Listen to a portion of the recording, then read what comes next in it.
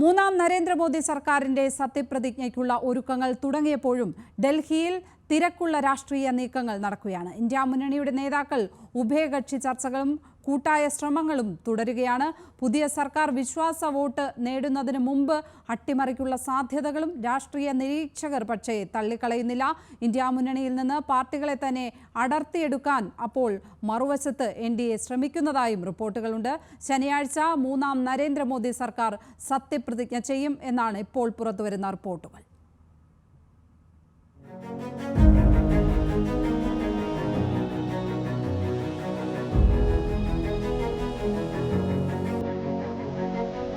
പ്രധാനമന്ത്രിയാകുമോ എന്ന ചോദ്യത്തിന് എനിക്ക് എൻ്റെ ഉയരമറിയാമെന്നതായിരുന്നു തമിഴ്നാട് മുഖ്യമന്ത്രി MK സ്റ്റാലിൻ നൽകിയ ഉത്തരം.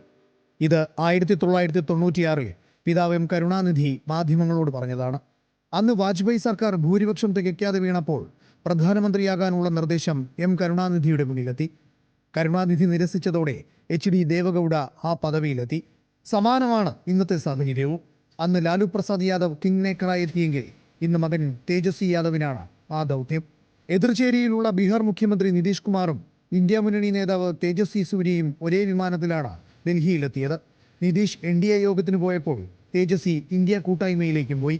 നിതീഷ് കുമാറിനെയും ചന്ദ്രബാബു നായിഡുവിനെയും വിളിച്ചു എന്ന റിപ്പോർട്ടുകൾ NCP നേതാവ് ശരത് പവാർ തള്ളി.